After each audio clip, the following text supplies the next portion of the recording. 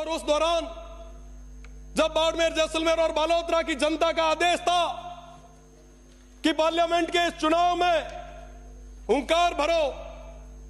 इन 22 लाख लोगों का नेतृत्व करो, इनका आशीर्वाद तुम्हारे साथ है, और जब लड़ने के लिए आगे आए, जब उस समय नॉमिनेशन भरा और जैसे ही घर पहुंचे तो कई सारे ऐसे पत्र हमें मिले। इन पत्रों में क्या है कि साहब, इनकम टैक्स का डिपार्टमेंट का ये लेटर आया है, 4-5 और भी डिपार्टमेंट्स के लेटर आए। मैं निश्चित रूप से पूरी जिम्मेदारी के साथ कह सकता हूं, हमारे प्रदेश के मुखिया जी और तमाम लोगों को इस चीज का पता भी नहीं होगा कि ऐसी चीजें हुई है, पर जो पीछे बैठे हुए लोग हैं वो ऐसे षड्यंत्र रचते हैं जिससे कि सरकार की एक बुरी इमेज, एक गलत छवि कहीं ना कहीं बने। तो मेरा तो निवेदन है, यहां पे संसदीय कार्य मंत्री जी भी विराजे हैं, माननीय मंत्री जी भी विराजे हैं, कि ऐसी छवि नहीं बननी चाहिए। इन चीजों पे हमें विचार करना होगा और निश्चित रूप से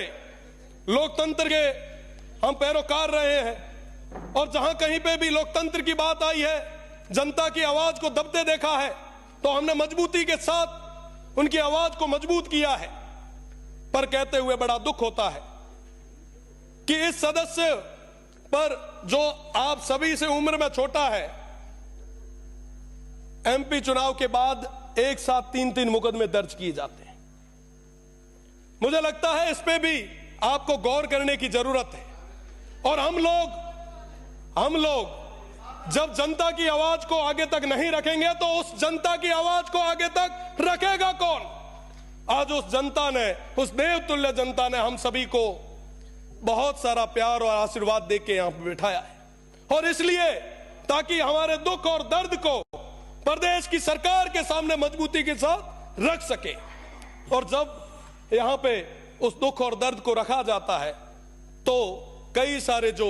पीछे बैठे हुए लोग हैं, मैं कह सकता हूं, बड़े दावे के साथ कह सकता हूं, हमारे जो नेता हैं, हमारे जो लोग हैं, उनको इस चीज की अभी तक पता ही नहीं होगा, उनको भनक तक लगने नहीं दी होगी, और पीछे बैठे हुए कुछ लोगों के द्वारा षड्यंत्र और साजिशों के द्वारा आवाज को हमेशा दबाने का प्रयास किया जाता है। मेरा निवेदन है कि इस बार पे गंभीरता से आप सोचें, आप विचार करें, क्या वाकई हम लोकतंत्र को मजबूत कर रहे हैं?